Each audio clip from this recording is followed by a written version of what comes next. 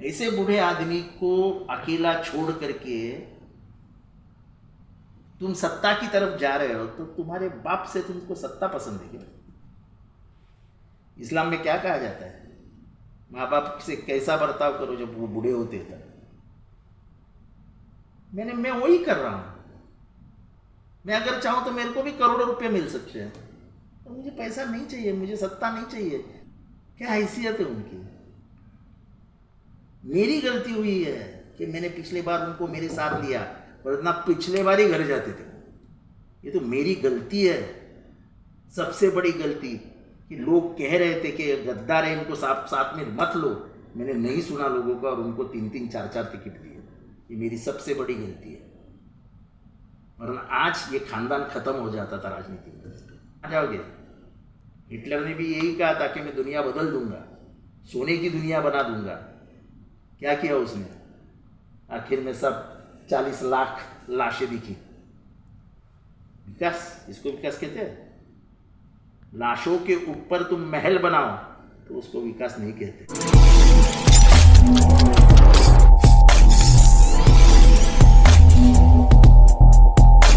महाराष्ट्र राज्य के हालिया पॉलिटिकल क्राइसिस को देखते हुए माननीय शरद पवार जी ने आप पर जो भरोसा जताया और आपको जो अहम जिम्मेदारी दी गई है इस वक्त महाराष्ट्र में, उसको लेकर आप क्या सोचते हैं और किस रणनीति से अब आप आगे चलेंगे?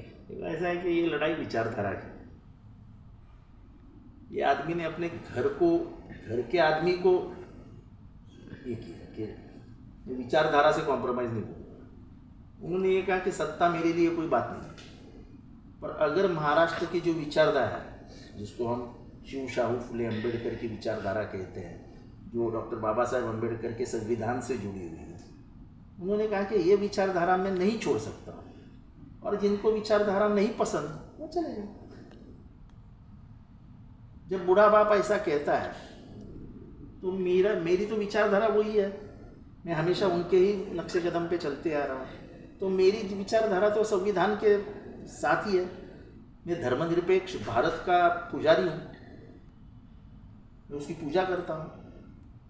सर, हालिया दिनों में जिस तरह से महाराष्ट्र के अलग अलग हिस्सों में जिस तरह से धार्मिक उन्माद फैला कुछ लोगों द्वारा, और आपको महाराष्ट्र की सेक्युलर आवाज़ कहा जाता है, तो लोग कह रहे हैं कि ये जितेंद्र आव्हाड के सेक्युलरिज्म पर भी निशाना बनाया जा रहा है, और जो हालिया पॉलिटिकल क्राइसिस जो हुआ है उसमें भी कुछ लोग दबे अल्फाज में आपको जिम्मेदार ठहरा रहे हैं, तो क्या कहेंगे सर इस बारे में? मेरे को क्या जिम्मेदार ठहराया है? कौन है? किसने बात किया था ये पहली बार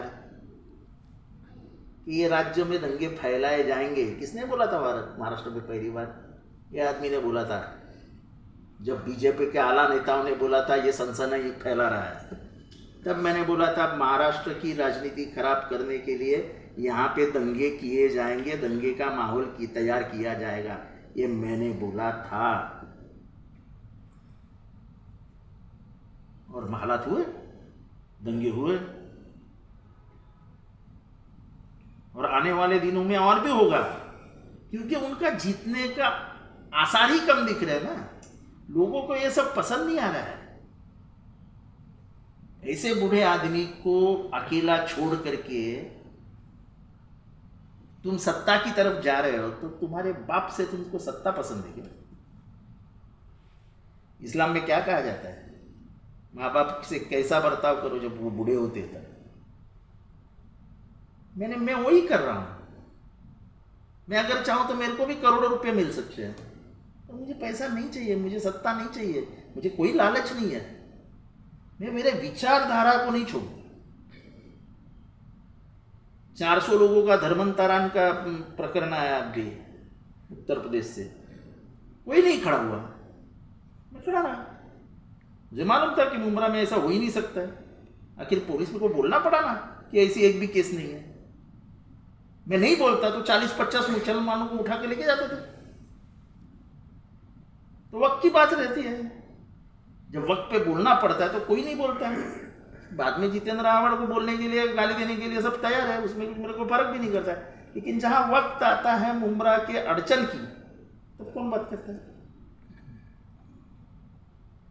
इसलिए मुझे कोई फर्क नहीं गिरता है क्या बोलते हैं, कौन क्या बोलते, उससे कोई मुझे लेना देना नहीं है। मैं किसी से जबान से भी नहीं लगता हूँ क्योंकि महाराष्ट्र देख रहा हूँ, महाराष्ट्र की लड़ाई देख रहा हूँ, देश की लड़ाई देख रहा हूँ।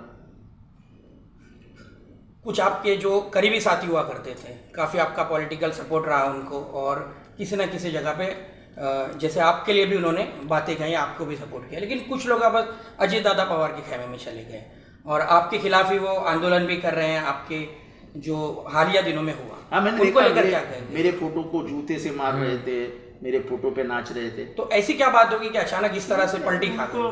उनको मोदी प्यारे लगने लगे तो मैं क्या करूँ उसको। मोदी प्यारे लग रहे हैं, या जो आज तक पे साहिल जोशी ने कहा था कि एक मीटिंग हुई थी शरद पवार जी से और ये कहा गया था कि हम पर ईडी का दबाव आ रहा है, एनफोर्समेंट डायरेक्टरेट का। मुझे नहीं मालूम तो सर, मेरे को क्या उससे देना देना नहीं, उससे थाना क्या संबंध, उससे थाना क्या संबंध। पर मुझे अच्छा लगा जब मैंने देखा कि मेरे फोटो पे नाच रहे हैं, चप्पल मार रहे हैं, अच्छा है, मेरे को बड़ा करना। और आप ही के मुकाबले में अब खड़ा किया जा रहा है कि अब वो एमएलए इलेक्शन भी लड़ेंगे और मुकाबला देखो करेंगे। ऐसा है, ये गणतंत्र है, this is democracy, fair democracy. किसको भी चुनाव लड़ने का अधिकार है ना, मैं थोड़ी बोल रहा हूँ किसको मत लड़ो, आखिर आवाम तय करेगी ना। और 15 साल में आवाम जितेंद्र आव्हाड को रग रग को जान चुकी है कि आदमी कब खड़ा रहता है, ये फ़ोन कब उठाता है, ये हॉस्पिटल में क्या करता है, इसने कैसे कैसे रास्ते बनाए, इसने क्या क्या किया। 18 करोड़ रुपए का हॉस्पिटल लाके हजारों लोगों की जानें बचाई, कोविड हॉस्पिटल लाके सब लोगों के सामने है। अब स्कूल बनेगी, कॉलेज बनेगा, अभी शादी खाना बन रहा है। मेरे को इससे कुछ, मेरे पे उंगली उठा के मेरे को कभी भी फर्क नहीं पड़ता है। सर ये बातें भी चल रही है कि मुमरा शहर में जो आपके करीबी थे, जो आपके साथी थे, वो अब कमज़ोर हो गए हैं, वो आपकी ज़मीन को हिलता हुआ देखकर आपको छोड़कर जाने की तैयारी में है। इसकी क्या सच्चाई है? ऐसा कोई सच नहीं है।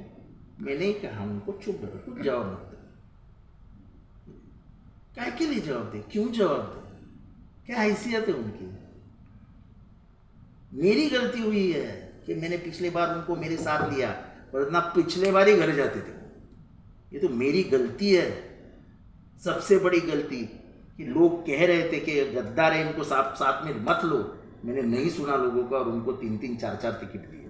ये मेरी सबसे बड़ी गलती है, वरना आज ये खानदान खत्म हो जाता था राजनीति में।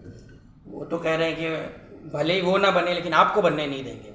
ऐसा मेरे को बनने से बल्ला हो सकता है। ये कौन है, ये कौन है? मुमरा शहर के आवाम के लिए आप क्या मैसेज देंगे इस हालत? मुमरा शहर की आवाम बहुत समझदार है, सूझी बूझी है, उनको सब दिख रहा है और उनको ये मालूम है कि जितेंद्र आव्हाड किस तरीके से लड़ता है, किसके लिए लड़ता है। कौन खड़ा था जब कॉम्बिंग ऑपरेशंस होते थे और पुलिस के खिलाफ खड़ा रहना पड़ता था? कौन खड़ा रहता था?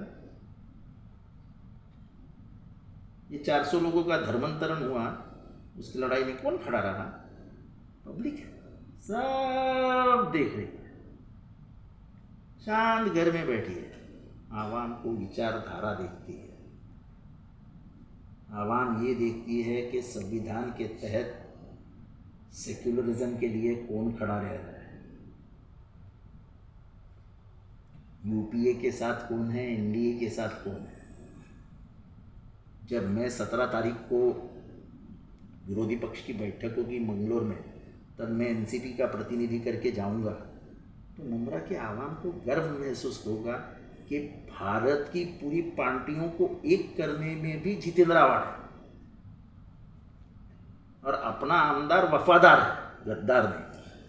सर नफरतों की लहर में आहिस्ता आहिस्ता महाराष्ट्र राज्य को भी, जो कि एकता की मिसाल माना जाता था, महाविकास आघाड़ी के दौर में भी, लॉकडाउन में जिस तरह से लॉकडाउन पीरियड में महाविकास आघाड़ी ने सहयोग किया और महाराष्ट्र के आवाम को संभाला है, उसको एक मिसाल माना जाता है। लेकिन हम देख रहे हैं कि आहिस्ता आहिस्ता यहाँ पे भी कुछ नफरतबाज लोग एक्टिव हो गए हैं और वो कोशिश कर रहे हैं कि किसी तरह से धार्मिक उन्माद फैलाया जाए। तो आपको क्या लगता है, क्या ये कामयाब हो सकेंगे महाराष्ट्र में? मैं बताता हूँ, महाराष्ट्र में बहुत ज़्यादा नफरत है उनके खिलाफ जिन्होंने उद्धव ठाकरे को फंसाया और जिन्होंने शरद पवार को, जिनकी उम्र 84 है, 84। आप सब लोग मुझे बताइए, 84 के उम्र के आदमी को आप घर से धक्का मार के बाहर निकाल दोगे? बताओ मुझे, क्या इस्लाम को ये मंजूर है? मैं वही कर रहा हूँ जो ऊपर वाला बोल रहा है। वो कह रहे हैं कि तारीख को दोहरा रही है, जो वो आरोप लगा रहे कि कांग्रेस के साथ उन्होंने किया था। और कांग्रेस के साथ क्या क्या किया था? उनको विचार नहीं जमे, वो बाजी में हो गए, उसमें क्या? तो उन्होंने विचारधारा नहीं छोड़ी, वक्त आने के बाद फिर से कांग्रेस से जुड़ गए, बीजेपी से नहीं जुड़ गए। जो बीजेपी के साथ गए उनके खिलाफ वो है और रहेंगे। अपना घर टूटता हुआ देख रहे तो भी वो बोल रहे हैं कि मैं विचारधारा नहीं छोड़ूंगा। इससे ज्यादा बड़ा और क्या हो सकता है?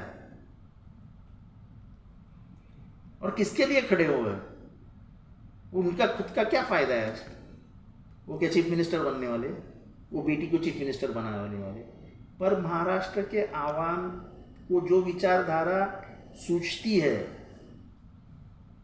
जो विचारधारा महाराष्ट्र को एक रख सकती है, वो विचारधारा फुले शाहू अंबेडकर की ही है।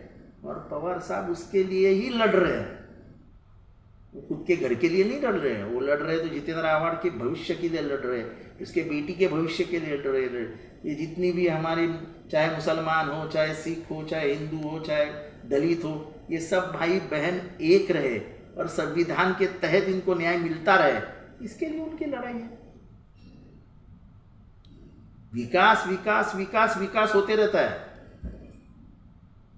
विकास पैसे से होता है, पर तुम्हारी विचारधारा खरीदी नहीं जा सकती है। एक दिन जब विकास हो जाएगा और विचारधारा हट जाएगी, कहाँ जाओगे? कहाँ जाओगे? हिटलर ने भी यही कहा था कि मैं दुनिया बदल दूंगा, सोने की दुनिया बना दूंगा। क्या किया उसने?